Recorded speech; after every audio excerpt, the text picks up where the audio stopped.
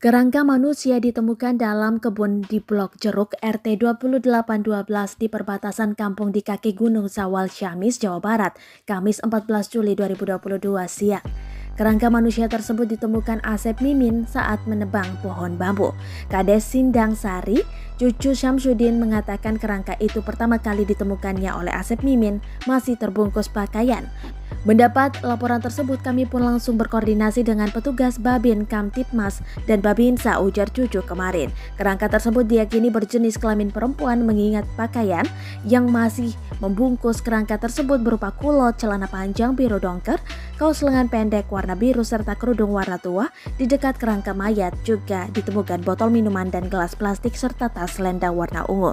Di dalam tas ada dompet berisi uang tunai Rp500.000, parfum dan make up. Setelah diidentifikasi oleh petugas Polres Ciamis dan petugas medis dari Puskesmas Kawali, tadi sore sudah dievakuasi dari lokasi, ujar cucu.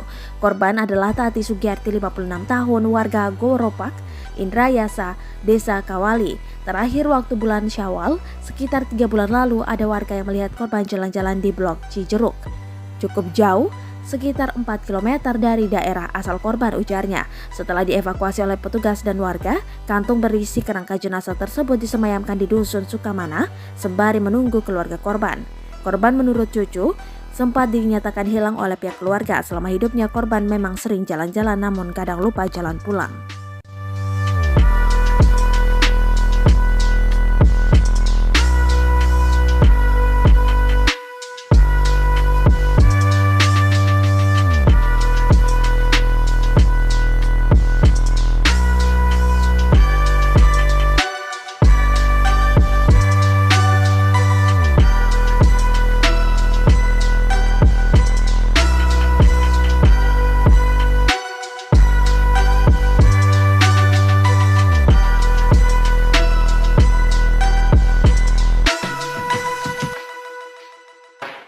Terima kasih sudah nonton.